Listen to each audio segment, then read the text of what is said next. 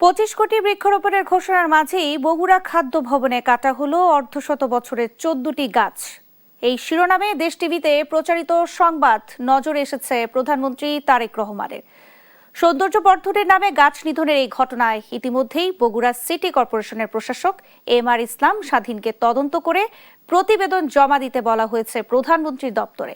City প্রশাসক জানান, গেল বৃহস্পতিবারে প্রধানমন্ত্রীর দপ্তর থেকে নির্দেশনা পাওয়ার পরপরই দুজন এক্সিকিউটিভ ম্যাজিস্ট্রেট এই ঘটনা তদন্ত সম্পন্ন করেছেন। প্রতিবেদন প্রস্তুত করে দ্রুতই তা পাঠানো হবে প্রধানমন্ত্রীর কার্যালয়ে। টিভিতে যখন নিউজ দেখছে, মাননীয় প্রধানমন্ত্রীর দপ্তর থেকে আমার কাছে ফোন আসে।